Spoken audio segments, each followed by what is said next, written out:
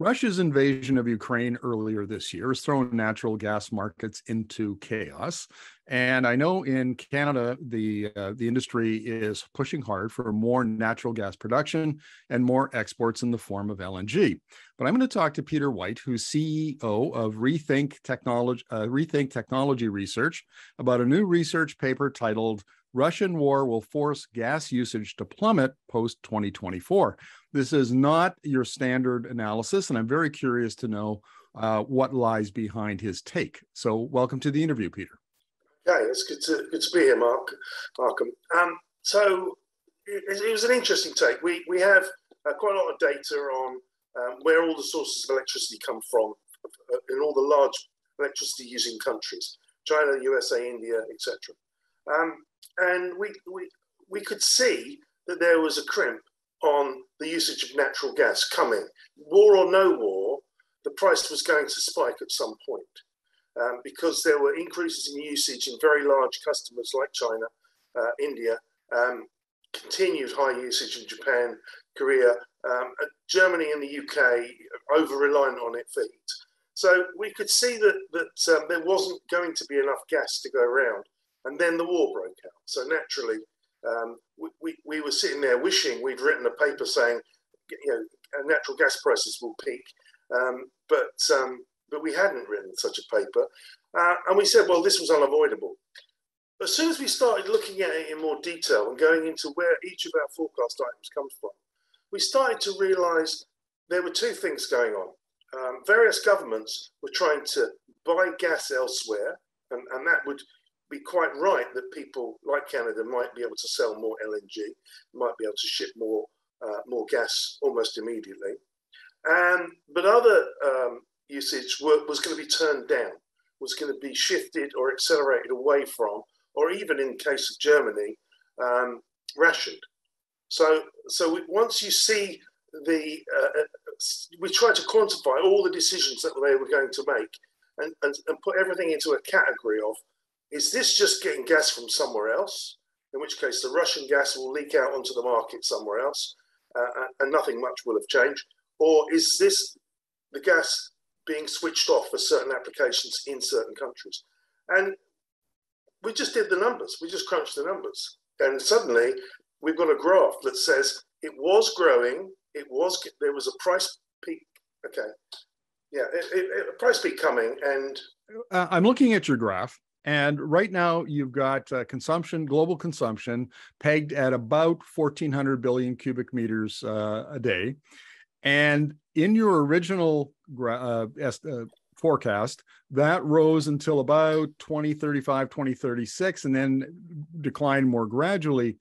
But under your revised scenario, now it plummets after 2024, and say by 2035, now we're talking about 1,200 a billion cubic meters, and by 2050 you're down to 600 billion cubic meters, which is less than half of what it had been, and would devastate natural gas markets and producers. So the problem we've got with this market is people are used to predicting by what's in a pipeline. Our competitors, people like Wood Mackenzie and S&P Global, most of their customers are oil and gas companies.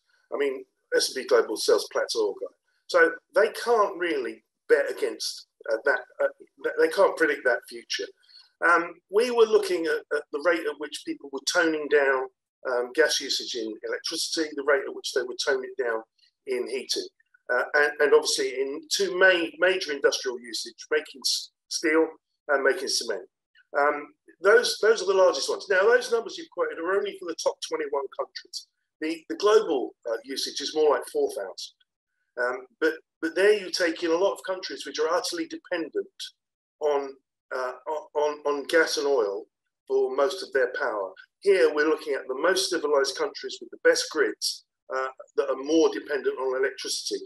More can change there, and the total amount of change that comes from those top 21 countries is considerable. So is this in part, Peter, driven, or your scenario anyway, in part driven by the fact that there are decarbonization policies, climate policies that are being put in place that will electrify some of these areas, sectors of the economy that previously used natural gas. But it seems like what the Russian invasion of Ukraine has done is change ideas about energy security. And, countries may be looking at natural gas and going, why would I import that in the form of LNG when I can buy, solar panels and wind turbines, electrify things, and then produce all of that energy domestically? I get the economic benefits. I have a more secure source of energy supply. Is that partly driving your scenario? It's definitely partly driving it. But at the same time, gas is a funny market. People don't invest in infrastructure around gas when the price is low, but they also don't invest in infrastructure around gas when the price is high, in case it comes down. It's a market that's been losing investment for a long time, and it's been driven primarily by OPEC plus members wanting to prevent fracking in America and Canada and undercutting it. So we've had this free ride for 10 years of gas low prices, but we could see in the usage and the statements from governments, China was definitely going to increase gas usage till about 2035. India, it's uncontrolled.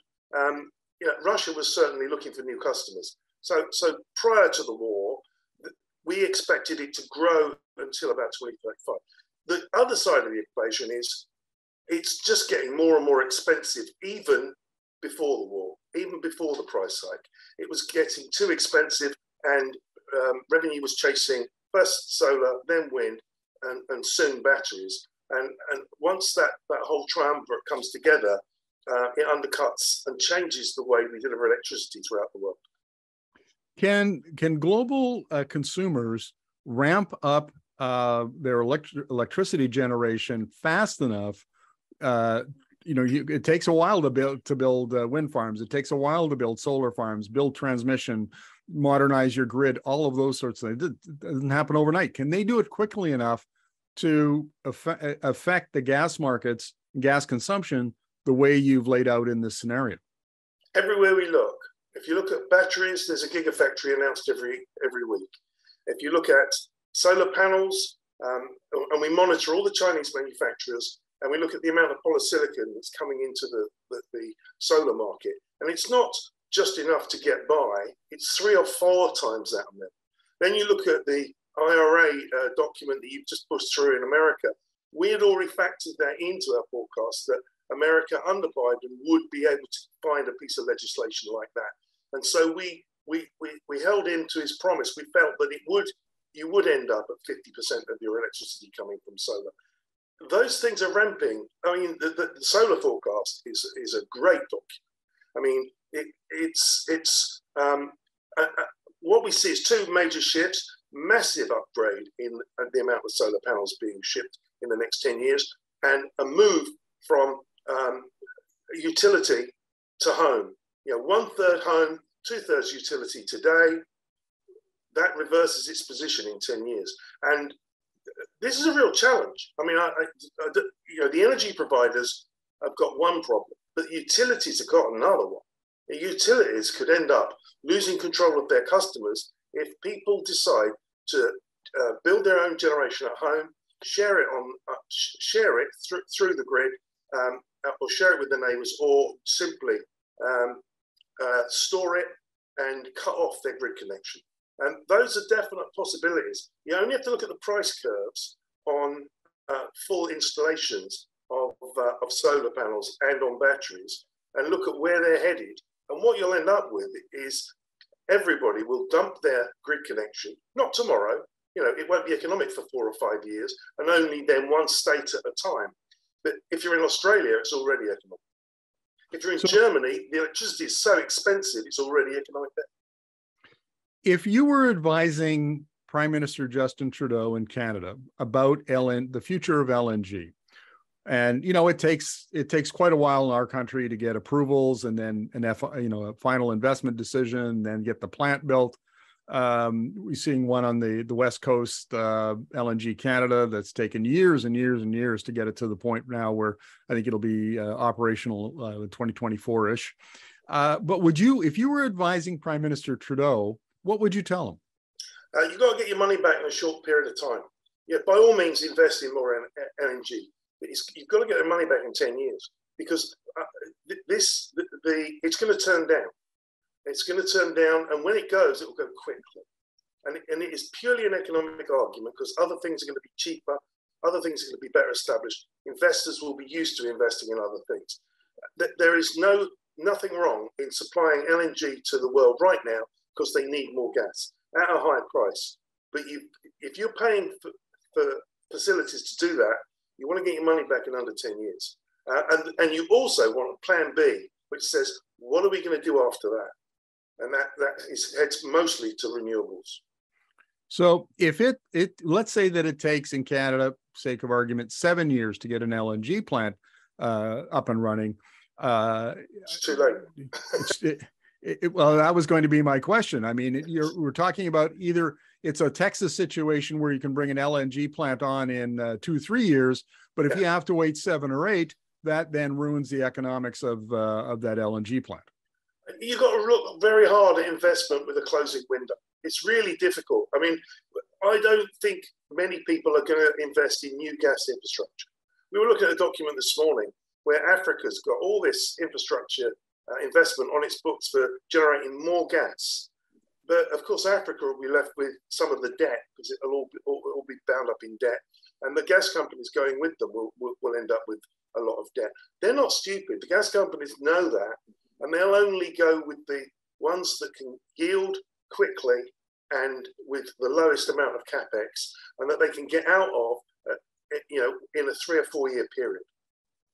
So, if you're a high-cost country like Canada with long environmental processes to get projects approved, that probably puts you at a competitive disadvantage compared to other jurisdictions that can move quicker. Yeah, it does. But at the same time, do you need government money? I mean, right now, with the price of gas, you'll find there'll be crazy money out there chasing this gas peak. And, there are forecasts already suggesting that the gas price was overhyped and that it's going to fall back 20 to 30% after the winter. And that's just simply hype. It's not really down to measured demand. What we're doing is measuring demand and saying, it's much more long-term than that, and it's going to be a bit further out. And we've been impressed by the way European governments in particular have looked for alternatives to gas. China is very upset at spending that much more money, and it's got the same amount of gas coming down the pipeline from Russia. It's just at a different price.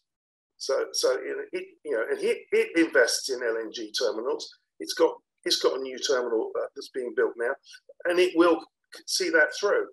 But hey, if you can invest in something which can be switched to support hydrogen at a later date, it's a win-win. Now, is your scenario premised upon governments speeding up the electrification of their economies, which would then lead to lower demand for gas? Or are you using assumptions, from the IEA or other forecasters about the rate of electrification up to 2050?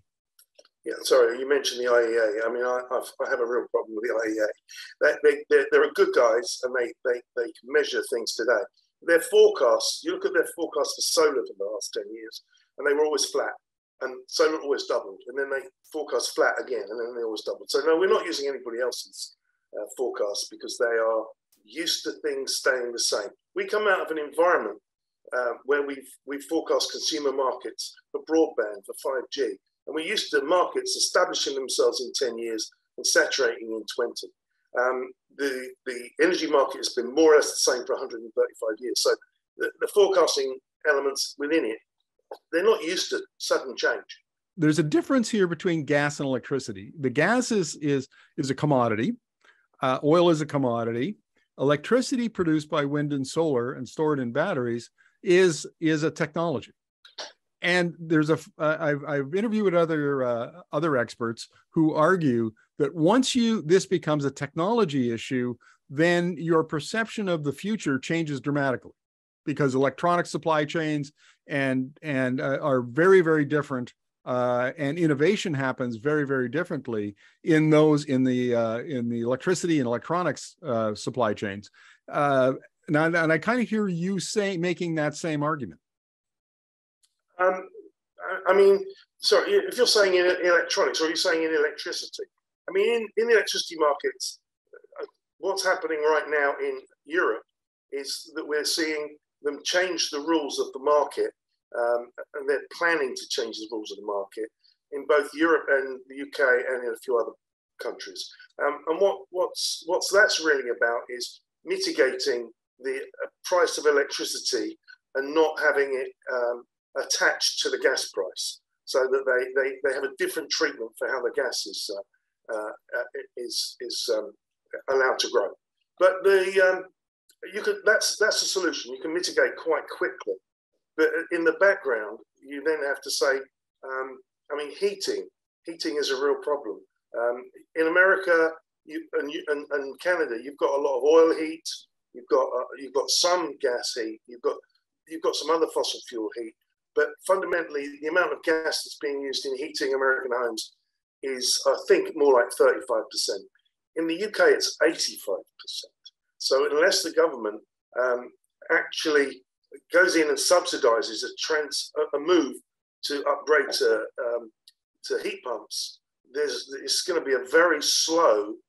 So we have assumptions built into our forecast which say, when are the government forced to subsidise heat pumps to an extent where it's the same price as a boiler? And and we pick a date based on all the information, and then we say, from that moment on, what rate will it grow, and how much gas will that release from the system? Yes, they are finger in the air suggestions to some extent, but you make 100 such assumptions in a big forecast, and you look into them and you check the policy from the government is there, or a new government is coming which will have that policy. I mean, when you look at Brazil, you don't look at what the current president's going to do, you look at what the next president's going to do. Well, Peter, thank you very much for this. Really appreciate your insights. Okay.